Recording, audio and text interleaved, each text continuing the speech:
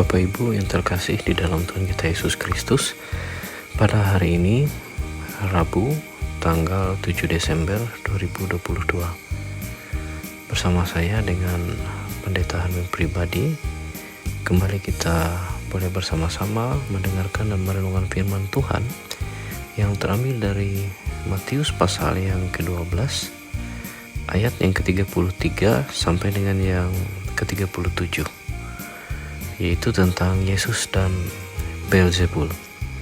Sebelumnya marilah kita bersatu hati di dalam doa. Ya Tuhan, kembali lagi pada saat hari ini kami dengan kerendahan hati memohon pimpinan penyertaan daripada Tuhan. Dan apa yang boleh hamba sampaikan pada saat hari ini pun juga berkenan, dan kami boleh menjadi pendengar sekaligus juga pelaku firman Tuhan yang baik dan benar seturut dengan kehendak daripada Tuhan. Hanya dalam nama Tuhan Yesus Kristus kami tetap mengucapkan syukur. Amin. Matius pasal yang ke-12 ayat yang ke-33 sampai dengan yang ke-37, yaitu tentang Yesus dan Beelzebul, yang berbunyi demikian: jikalau suatu pohon kamu katakan baik, maka baik pula buahnya. Jikalau suatu pohon kamu katakan tidak baik, maka tidak baik pula buahnya. Sebab dari buahnya pohon itu dikenal.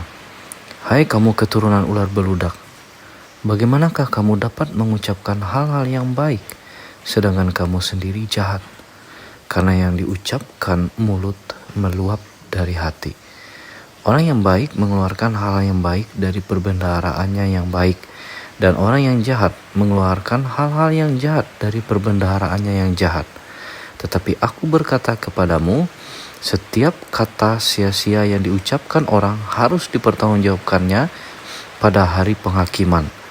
Karena menurut ucapanmu engkau akan dibenarkan, dan menurut ucapanmu pula engkau akan dihukum. Amin. Bapak Ibu yang terkasih di dalam Tuhan kita Yesus Kristus, ada seseorang yang kerasukan roh jahat. Ia dikatakan bisu dan buta. Matius pasal 12 ayat yang ke-22.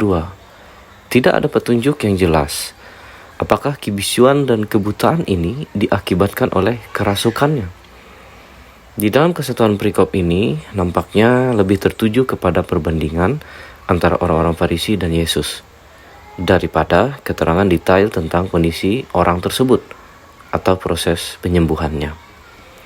Namun demikian, jika ditilik dari fakta bahwa kesembuhan dari kebutaan dan kebisuan ini merupakan suatu tanda bahwa roh jahat di dalam dirinya juga telah diusir keluar, kita bisa mengambil kesimpulan bahwa roh jahat itu telah membuat orang ini bisu dan buta.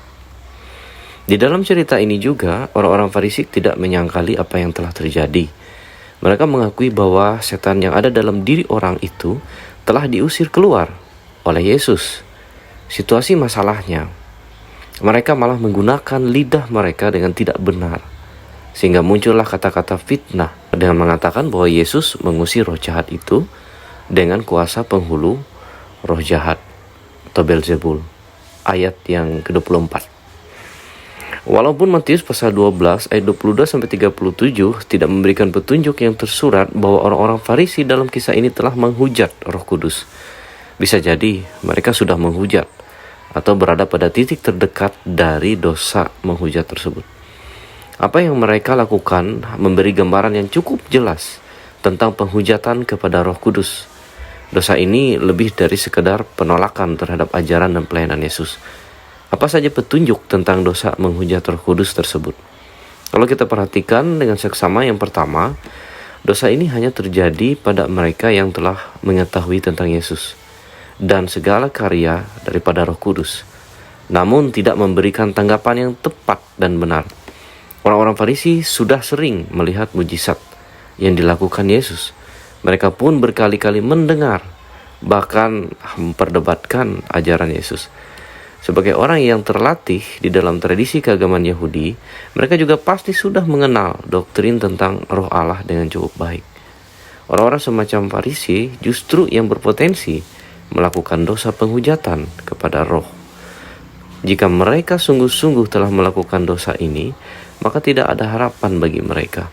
Bandingkan Ibrani pasal 6 ayat 6, pasal 10 ayat 26.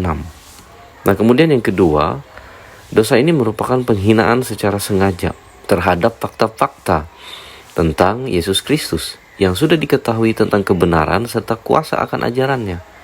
Jawaban Yesus terhadap pemikiran orang-orang Farisi membuktikan bahwa perlawanan mereka tidak masuk akal dan dilakukan secara sengaja.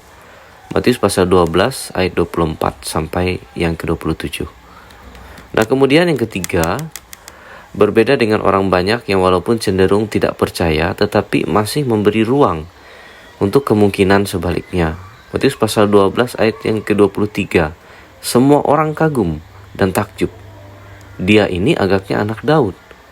Sedangkan orang-orang Farisi secara sengaja sontak menutup total kemungkinan lain yang berbeda dengan keyakinan mereka, lalu mengatakan Yesus melakukan semuanya dengan kuasa setan atau Belzebul. Keempat, sikap orang-orang Farisi bertentangan dengan diri mereka sendiri. Matius pasal 12 ayat 27. Pengusiran roh-roh jahat dalam tradisi Yahudi bukan hal yang asing. Yosefus, seorang sejarawan Yahudi pada abad ke-1 Masehi, mencatat fenomena ini. Para pengikut Farisi juga pernah mempraktekkan hal itu. Jika roh-roh jahat hanya bisa diusir melalui kekuatan supranatural, dan jika orang-orang Farisi tahu bahwa para pengikut mereka mengusir roh-roh jahat bukan dengan kuasa Belzebul, mengapa mereka memberikan penilaian yang berbeda kepada Yesus? Tuduhan dari pihak Farisi bahwa Yesus menggunakan kuasa Belzebul tampaknya bukan kali ini saja yang dilakukan oleh mereka. Yesus bahkan disebut mereka sebagai Belzebul. Bandingkan Matius pasal 10 ayat 25. Jadi penolakan inilah yang bersifat terus-menerus dan secara sengaja. Dosa yang tersurat yang diperbuat oleh Farisi dalam perikop ini, salah satunya adalah menganggap pekerjaan Yesus sebagai pekerjaan setan. Matius pasal 12 ayat 28 sampai 30. Setelah mematahkan tuduhan pihak Farisi, Yesus lalu menjelaskan bahwa ia mengusir roh jahat dengan kuasa roh Allah. Matius pasal 12 ayat 28. Baik kata aku maupun kata dengan kuasa Allah di teks ini mengandung penekanan. Jika orang-orang Farisi bersikukuh menganggap pengusiran roh jahat yang dilakukan Yesus sebagai manifestasi kuasa Belzebul, mereka sebenarnya sedang melawan kerajaan Allah. Mereka tidak berpihak pada Yesus, berarti mereka memihak kepada yang jahat. Dosa ini bersumber dari yang jahat. Matius pasal 12 ayat 33 sampai 37. Ayat ke-33 sampai 37 berfungsi untuk menjelaskan mengapa kata-kata yang negatif, yaitu penghujatan terhadap Roh Kudus, dapat dikeluarkan oleh seseorang. Akar masalahnya itu terletak pada hati manusia. Karena itu pula, penghujatan terhadap Roh Kudus tidak selalu berbentuk ucapan yang keluar dari mulut. Matius pasal 12 ayat 32. Tetapi juga bisa berupa pikiran yang melawan Allah dan ucapan yang ada di dalam hatinya. Matius pasal 12 ayat 24 sampai 25. Ayat yang ke-33 sampai yang ke-37 sekaligus menjelaskan mengapa penghujatan terhadap Roh Kudus tidak dapat diampuni. Penghujatan ini berasal dari natur yang rusak, dari sumber yang sudah rusak. Yang serius di sini bukanlah melainkan mengapa tindakan menghujat roh itu dilakukan. Walaupun telah mengetahui dan melihat kebenaran, orang berdosa tetap akan menindas kebenaran itu. Bandingkan Roma pasal yang pertama ayat 18 sampai dengan 21. Walaupun kebenaran sudah tampak begitu jelas dan tidak terbantahkan, mereka tetap saja akan memilih untuk mempercayai sesuatu yang tidak masuk akal dan tidak benar. Walaupun karya Roh Kudus dalam mujizat dinyatakan, mereka akan melawannya. Meskipun kebenaran diberikan, mereka akan berisik keras pada pengertian dan pendapat mereka sendiri. Keengganan mereka untuk kebenaranlah yang membuat dosa mereka tidak dapat diampuni. Yohanes Calvin pernah berkata, jika setiap kata sia-sia harus dipertanyakan, bagaimana Tuhan akan mengampuni hujatan terbuka dan penghinaan yang tidak sopan dari mereka yang menggonggong kemuliaannya. Ingatlah bahwa Tuhan mendengar semua yang kita katakan. Kata-kata kita akan mengungkapkan bahwa kita mengasihi Tuhan di atas segalanya, atau menunjukkan bahwa kita adalah orang-orang yang munafik dan egois. Ayat yang ke-37. Jikalau kita memperhatikan Bapak Ibu yang terkasih, yang terambil dari Yakobus pasal 3 ayat yang pertama sampai dengan yang ke-12. Ayat yang pertama sampai yang kedua, lidah itu berbahaya. Ayat yang ketiga sampai yang ke-6, lidah itu mendominasi. Ayat yang ke-7 sampai ke-8, lidah itu menentang. Ayat yang ke-9 sampai dengan yang ke-12, lidah itu deskriptif. Seorang Adrian Rogers mengatakan, apa yang ada di dalam sumur muncul di ember. Mulutmu adalah pengukur yang sangat akurat dari hatimu. Dan itulah yang akan Yesus tunjukkan di sini kepada orang-orang Farisi. Dr. John MacArthur mengajarkan bahwa tidak ada pelanggaran terhadap kekudusan Allah yang merupakan hal yang remeh. Dan setiap orang pada akhirnya akan mempertanggungjawabkan ketidakbijaksanaan semacam itu. Jadi setiap perkataan kita yang keluar dari mulut ataupun yang ada di dalam pikiran, yang ada di dalam hati kita, itu akan kita pertanggungjawabkan di hadapan Tuhan. Apakah kita melakukan dosa ini? Apakah ada perasaan khawatir dan ketakutan dalam diri kita bahwa kita mungkin telah menghujat Roh Kudus? Orang yang menyesali dosanya dan memiliki kerinduan yang sungguh-sungguh untuk kembali kepada Allah dengan bertobat, pasti tidak termasuk kategori orang yang menghujat Roh Kudus. Mereka yang melakukan dosa ini adalah orang yang secara sengaja, bahkan terus-menerus, meski mereka mengetahui tentang kebenaran daripada firman Allah. Seseorang yang belum melakukan dosa ini bukan berarti bahwa ia tidak akan melakukan dosa ini. Namun jika kita terus berkompromi dengan dosa, sekalipun kebenaran firman Allah dan pekerjaan Roh Kudus itu diketahui, pada suatu titik tertentu, Roh Kudus itu akan berhenti bekerja lagi dalam diri seseorang, karena seseorang itu telah dinilai menghujat dia.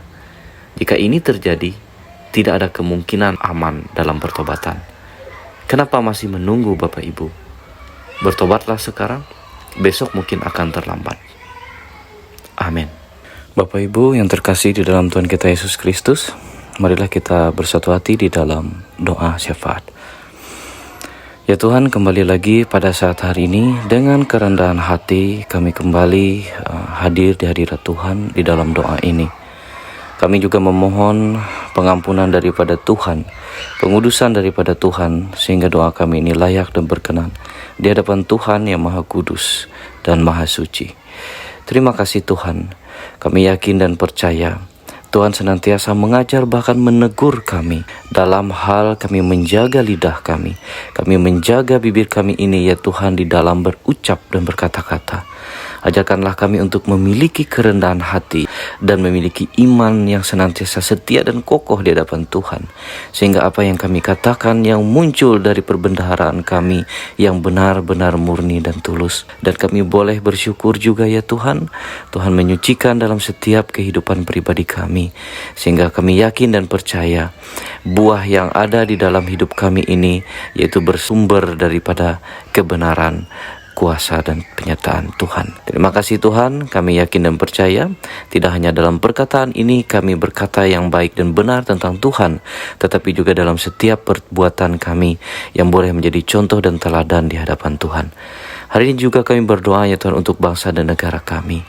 Dan kami yakin dan percaya banyak situasi, permasalahan dan keadaan, bahkan musibah dan bencana. Kami tetap berserah ya Tuhan kepada penyertaan dan kasih sayang Tuhan melalui para pemimpin kami agar senantiasa bijaksana dalam tugas dan tanggung jawab menghadapi situasi-situasi pergumulan berat ini. Kami juga berdoa untuk ya Tuhan para pemimpin kami hingga sampai di daerah Murung Raya ini. Mereka pun boleh melaksanakan tugas tanggung jawab mereka dengan berhikmat dan bijaksana. Kami yakin dan percaya Tuhan, kami hanya menyerahkan semuanya dalam pertolongan Tuhan untuk senantiasa memimpin para pemimpin kami ini, yang mana mereka bisa melaksanakan tugas tanggung jawab mereka dengan kebenaran daripada firman Tuhan. Begitu juga ya Tuhan, kami berdoa untuk lembaga gereja kami, dari gereja-gereja yang ada yang di Murung Raya ini ya Tuhan, hingga sampai di daerah pedalaman, semuanya juga tetap di dalam kasih Tuhan. Terkhusus juga untuk lembaga gereja kami GKE ya Tuhan, kami boleh bertanggung jawab dengan ketulusan, dengan kerendahan hati.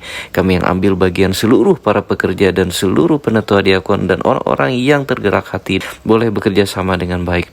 Kami yakin kami boleh menjadi contoh dan teladan dan melayani dengan ikhlas dan tulus.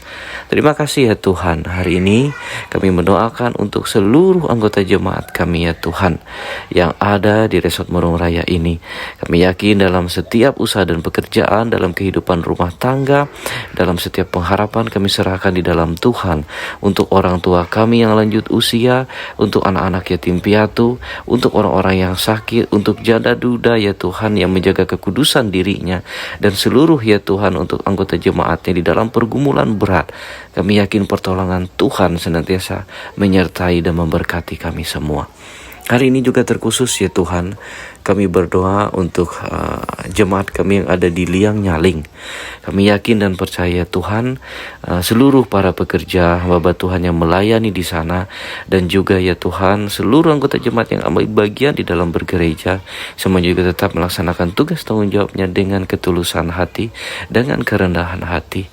Kami juga yakin dan percaya seluruh anggota jemaat yang ada di sana juga ya Tuhan tetap berserah dan mengandalkan Tuhan di dalam setiap kehidupan mereka.